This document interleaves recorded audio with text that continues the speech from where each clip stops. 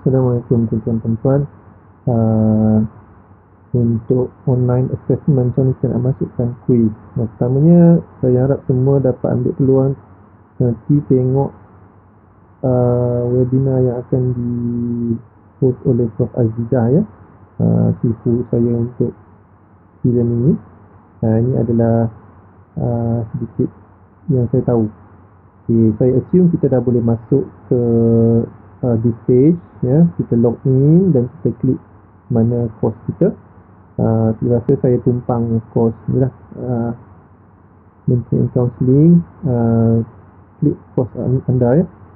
Okey, untuk katalah kita dah buat week 1 dan kita boleh masukkan assess quiz. Berapa banyak quiz pun kita boleh ya. Saya dah try ni, saya dah try week 1 quiz, saya tambah lagi quiz 2. Dia katalah kalau tak ada quiz pun boleh, right? Caranya, okay, don't forget, apa-apa pun kita pergi yang dekat atas kali ni, dia kita ni, kita tekan turn editing on. Turn editing on, barulah kita boleh nak tambah apa-apa resources ataupun activities di dalam mana-mana section, sama ada week section ke. Kalau kita ingat kita dah set our course ni by week kan. Okay. Nak berbukti dalam notice ni section pun boleh, nak bubuh dalam week 1. Kalau nak tambah add week, kena bubuh dalam week 2. Setiap week yang ada tu ada quiz boleh. Okay. So what we do, we go sebelum tu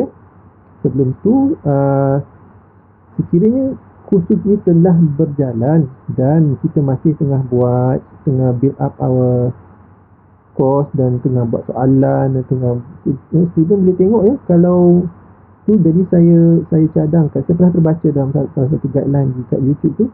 So dia cadangkan kita turn off ni ya. So kita pergi dekat edit setting.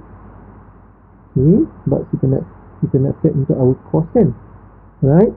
So course start date ni kalau tengok sini 17 Februari. So student dah boleh masuk dah dalam course ni. Okay, jadi either we make it later ya, kita buat April sebelum lagi kan, course belum start lagi. Jadi diorang tak boleh masuk. Kalau diorang boleh masuk, diorang boleh tengok soalan-soalan yang kita nak tengah buat, tengah try dan sebagainya. Happy lah diorang kan. Okay, dah tu course end date pun kita boleh enable. Kalau kita kat sini tak boleh, saya tak tahu sebab tu. Sebab dia February kan.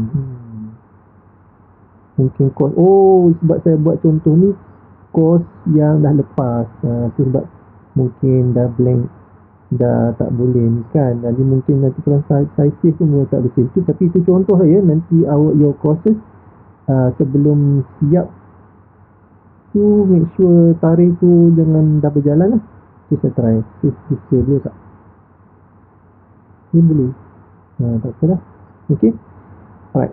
So nak katalah kita nak tambah quiz dalam week 1, ini section week 1 kita kan. Abaikan yang dua ni yang kita dah buat. Okay. What we do, we go at activity kat sini tuan-tuan. Alright, so you add quiz kat sini. So dia ada dua step So first kita klik add quiz.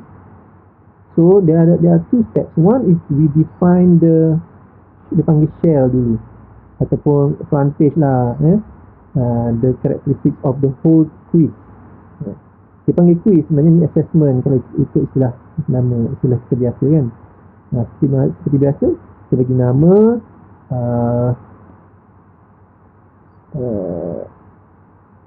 week 1 quiz 3. Sebab saya dah buat 2 dah sebelum ni kan.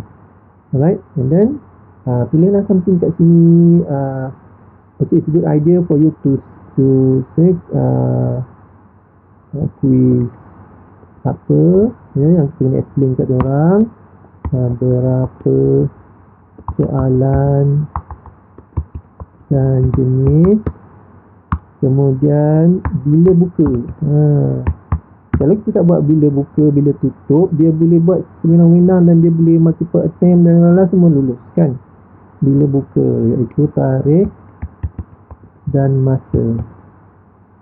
Kemudian bila tutup, sejam ke, 2 jam ke, okey, tarikh dan masa. Kerana okey, alright. Kemudian don't forget to tick this one, display description on first page. Timing ni kita akan kena ajar lah dalam jadual kita tu, bila nak buka, bila nak tutup, right? Sebab saya rasa dalam assessment kita for the week, kita ada summative dan formative, especially untuk formative, iaitu yang kira sebagai student lulus gagal ke dapat markah ke kan. Okay? Kita tak perlu tick ni kalau kita nak buat formative, nak bagi dia try dulu. Dan saya galakkan kita buat satu quiz untuk students try biasakan diri. Okay. Okay. So kalau ini untuk formative, saya cadangkan kita enable bila start, pukul berapa, right? Katalah kita nak buat 10 April kan? 10 April pukul 8. Ini 24 hours time ya, tuan-tuan, ingat. Pukul 8.30. Biar orang bangun awal sikit kan. Kemudian close the quiz pukul 10 April juga. Pukul ni berapa jam nak buat ni? 4 jam. Tak adalah, kita buat sejam kan. Jam 9.30. Alright. So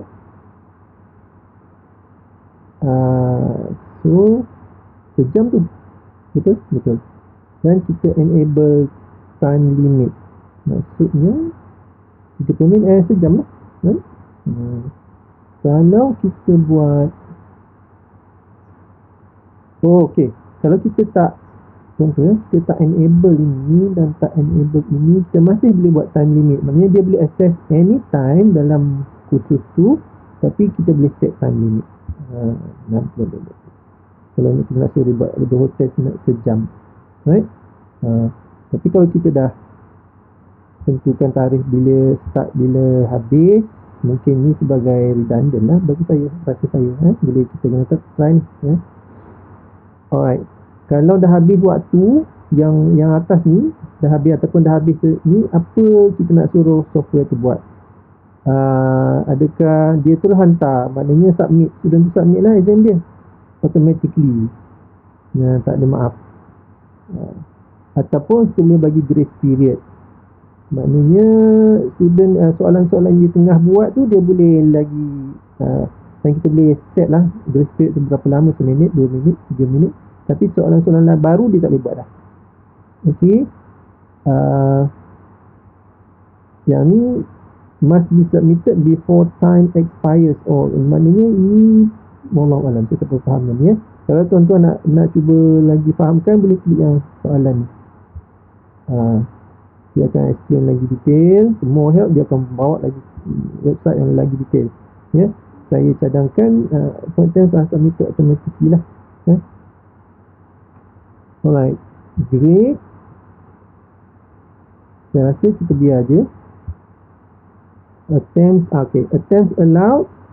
Kalau ini summative, saya rasa satu sekali je dia boleh buat kan, dan automatic dia akan pilih highest grade. Okay, so ini untuk summative right? Layout, new page every question. Saya rasa biarkan macam ni, senang tu nak baca. Satu page tu satu soalan je. Question behavior. Shuffle within question. Kalau ada 10 soalan, dia student A akan mungkin soalan 5 dulu keluar, student B mungkin soalan 10 dulu keluar. Dia shuffle ya. So kita buat yes lah. Kalau, dan saya amat galakkan kita bagi feedback pada student, terutamanya kalau anda buat untuk formative, dan yang dicadangkan sama ada immediate feedback. Maknanya lepas dia buat, dia submit, terus keluar soalan, terus keluar feedback ya. Di immediate feedback ataupun deferred feedback, dua tu dia yang dia cadangkan yang biasa lah. Yang lain tu pun dia kata deferred feedback,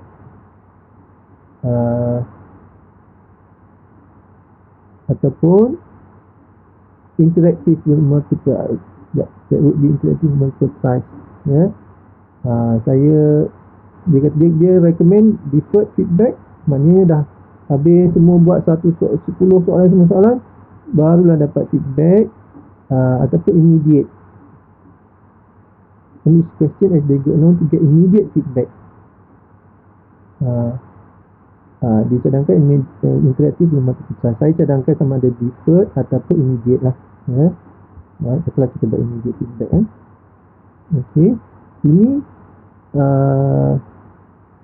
review options. Review options saya cadangkan tinggalkan je. Saya pun tak berapa faham lagi.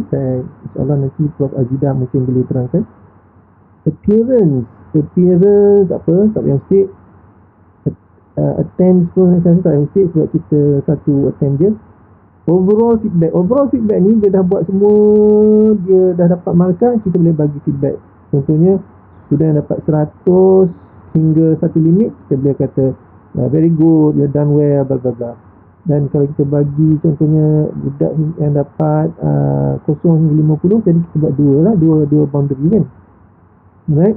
Feedback dia macam mana?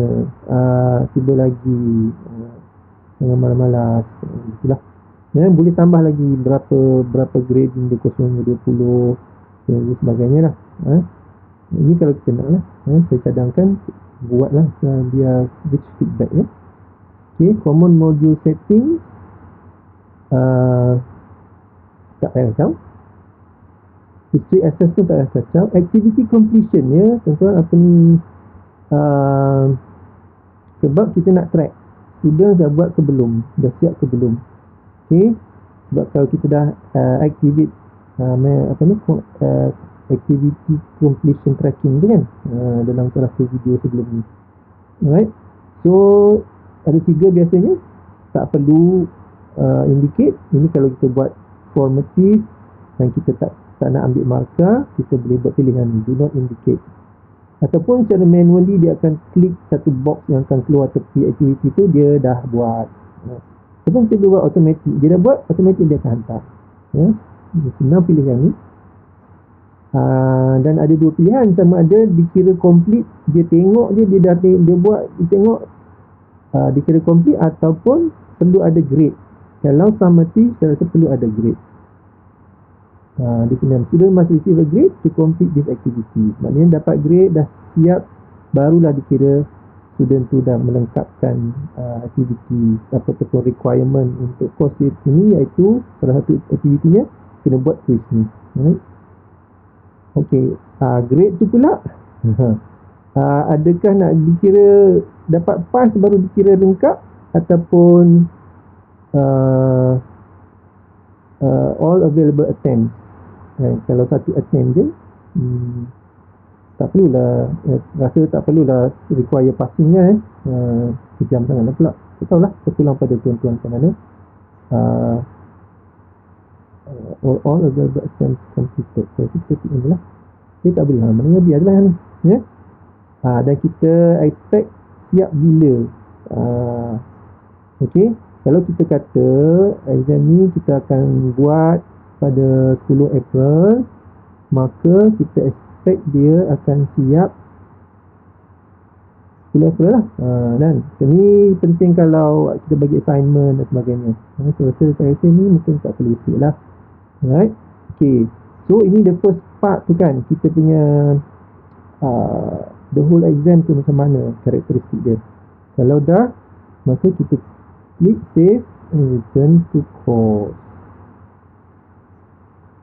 Alamak, something wrong here. Feedback grade boundaries must be between 0 and 100%. Out of range.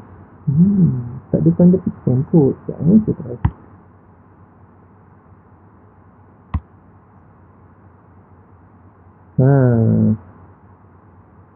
Okay.